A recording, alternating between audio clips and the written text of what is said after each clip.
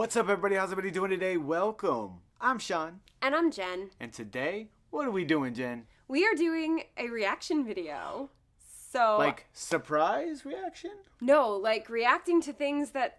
Honestly, yeah. Reacting to things that honestly might surprise us. Yeah. No, I joined a wedding planning group on Facebook, and I've seen some stuff. So I decided that I would screenshot some of it, and I'll post it so that you guys can see it, but I'll blank out any names, of course, just because of anonymity.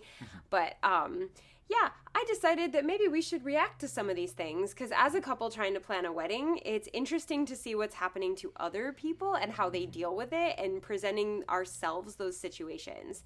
So some of these are atrocious, and some of these are just, oh, I hadn't considered that before. So it's a mishmash. And then in the comments, what I want you guys to do is tell us which ones you like the best. Do you like the stuff that's like helping us plan, or do you like the stuff that's like, good Lord, what did we just read?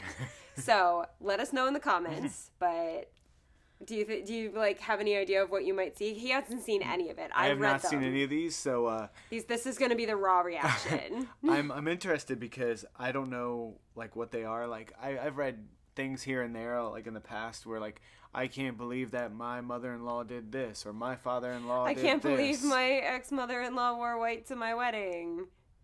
I wish I was kidding. But yeah, things like that. Like, I have no clue what these bases are, so I'm excited to see how odd and how rough some people have had it, I guess. Honestly. All right, you ready for the first one? I am. Let's hear what we got. Okay.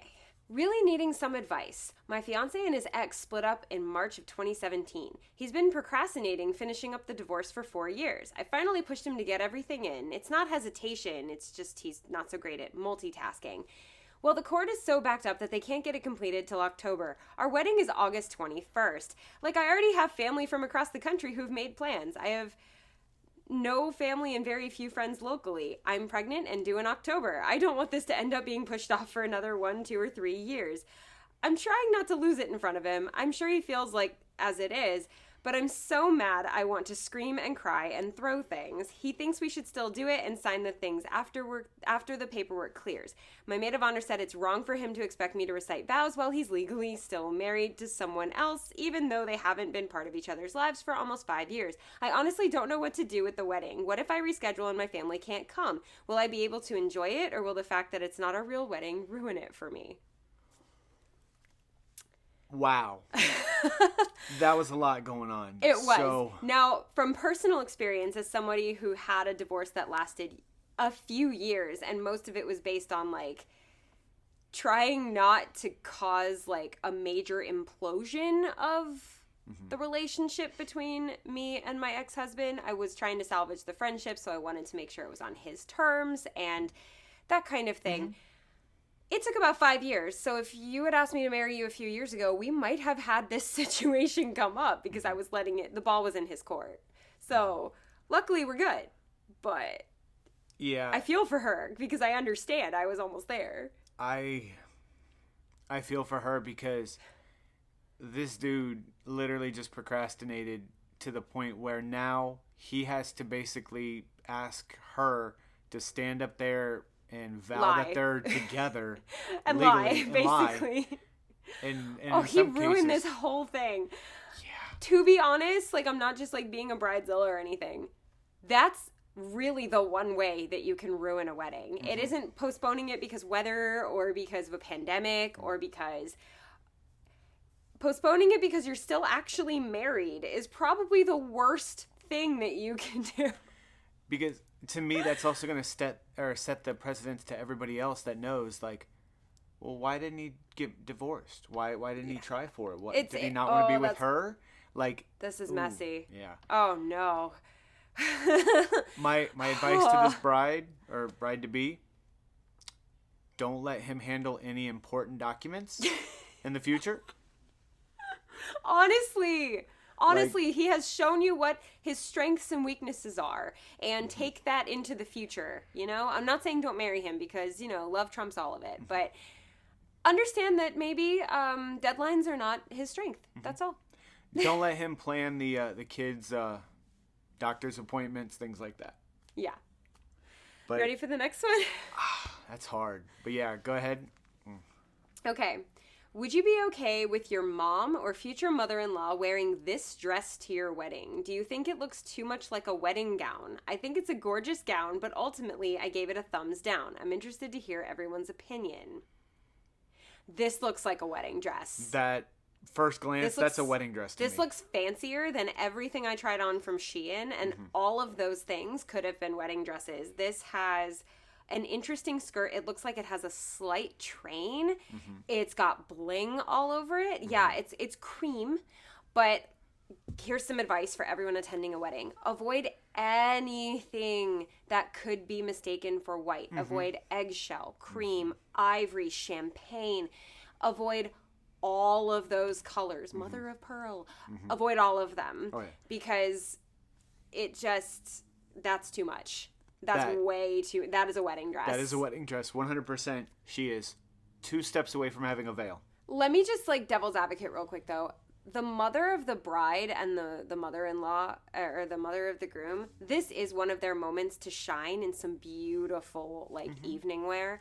So I would say let them find something that makes them feel beautiful and gives them some wow factor, because this is their moment to have a small wow factor, obviously the bride is front and center of the wedding, and then so is the groom, but I mean, don't let them wear white, because that's, even if you don't mind, other people are going to be like, how dare she? And you don't want them to have other people think of them that way,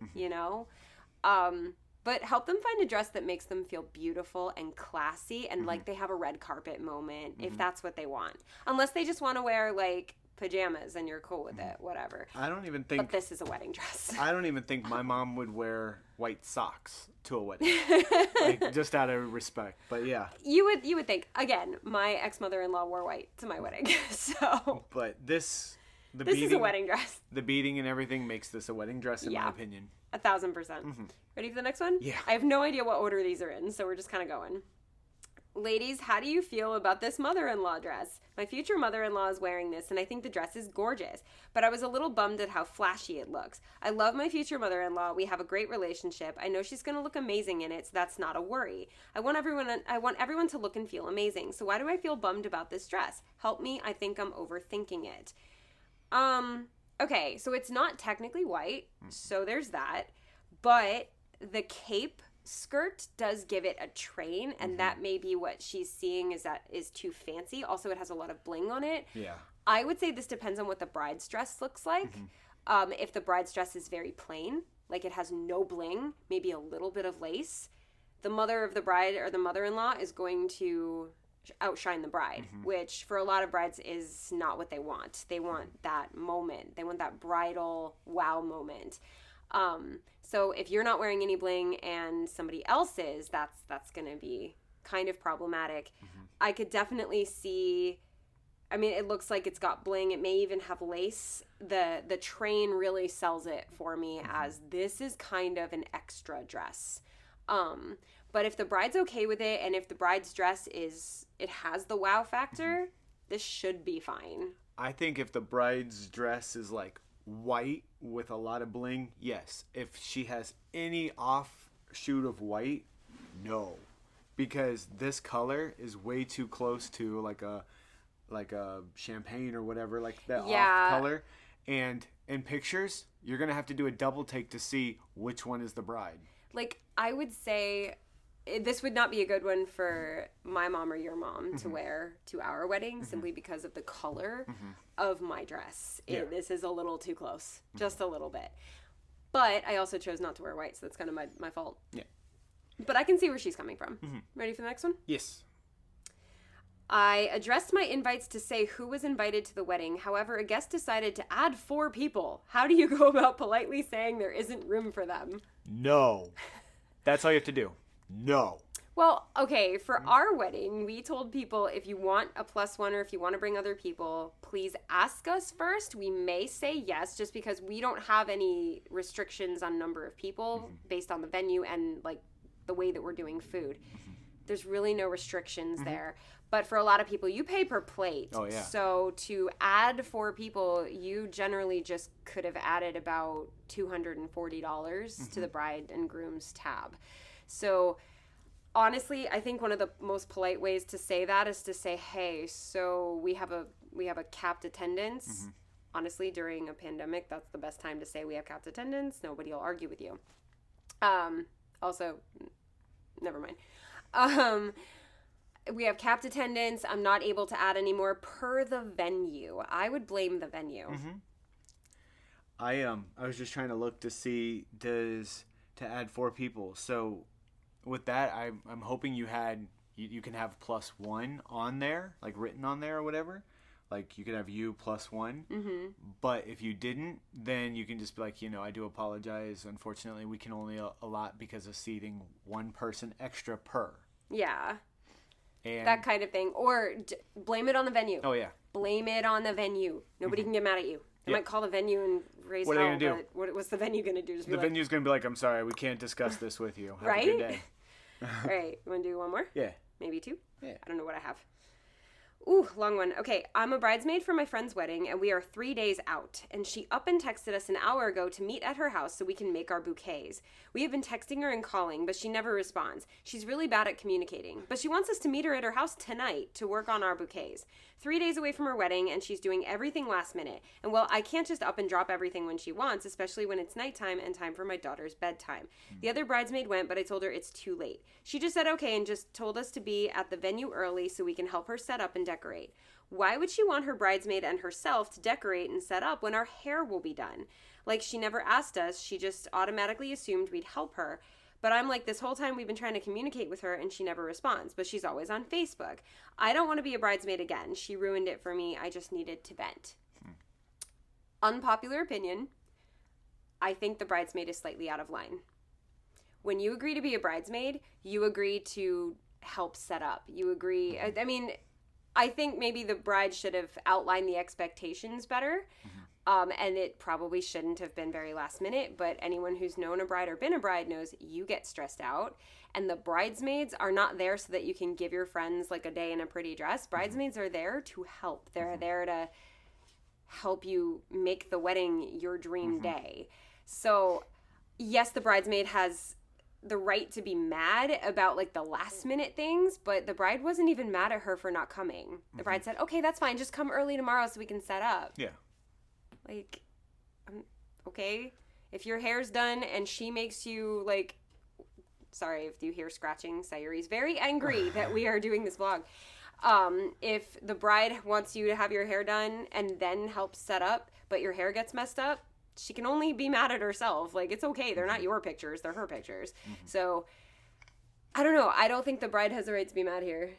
I don't either. I think that's just her not knowing how to plan in advance or like to have it prepared or to think. She might not even be thinking about the fact that, oh, wait, their hair's going to be done. We probably shouldn't do this. To her, it's, hey, my friend is going to help me decorate or help me set up. That's what I need. Yeah. Instead of delegating to other people, like, hey, can you also help do this or that? The bride needs better communication skills, but maybe under the stress, she doesn't have them. I know. I've been avoiding a phone call all day, so I get that. But yeah, that may be an unpopular opinion, but that's where I am on that. We are almost done. She's like, excuse me, I want to complain about these people too. Right. Okay, so we're giving people a +1. However, one of the groomsmen is robustly single, we will say, and in the past, on trips with him, his bring a guest privileges have been abused. For instance, he was invited for the weekend at a beach house with us and another couple with kids, and he showed up with one girl, totally fine. Next thing I know, 2 more show up that are their own couple, but make a throuple +1 with him. It was awkward and made for a really uncomfortable experience for me. I think a quadruple, maybe. I don't know. And others. I'm not casting judgment for his choices. I simply don't want a similar situation at my wedding, where not only does he have a +1, but a couple extra, or a revolving door of who will be his +1. Is it okay to put on the invitation or RSVP to ask people with a +1 to name them so that we know who we are expecting? We're doing assigned seating, so there will need to be a name for place cards. I can read.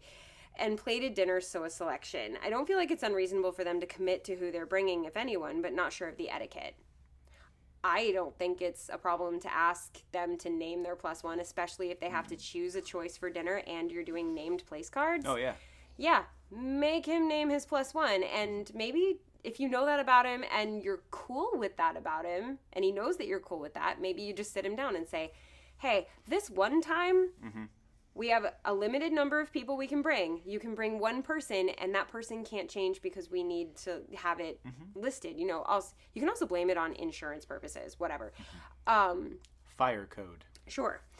But I don't think it's an issue to ask them to name their person. That's a very interesting friend you have that you think they're going to do that at your wedding. Like, that's... I personally agree with having everyone's name that's going to be there, but I'm just weird and want to know who's going to be at my wedding. There's that. I also want to know, like, what if he brings somebody's ex that's also in the room? That's awkward. You know, you kind of want to know so that you can make sure that there's no drama. Because at the end of the day... let's not bring that person. Yeah, at the end of the day, the things you don't want at your wedding include drama. So, wow, these were interesting. Yeah, these were something. I completely agree, though. I think that asking for the name, there's nothing wrong with that. Yeah, nothing wrong at all. Wow. Yeah. You okay? Some of those hurt my head, but I want to know what you guys also think. Yeah. You guys heard what we think. We want to know what you think to each of those. Write it down in the comments. Let us know what you think. And if you like these reaction videos, because trust me, there's a ton of material that we can react to. I've been enjoying making these so far. So the internet is full of life stories. Yes. But if you have enjoyed this reaction video, go ahead and hit that thumbs up. And also, do not forget to subscribe. We've got unboxings, try-on hauls, reaction videos, challenges, Jen and Sean's Excellent Adventure, where we are actually planning our own wedding. And we're doing this with your input, and it's been invaluable. You have no idea. But yeah. That was a lot of fun. I'm interested to do more of those. So me too. So hopefully we'll see you guys soon. All right. I'm Sean. And I'm Jen. And we're out of here. Bye. Bye.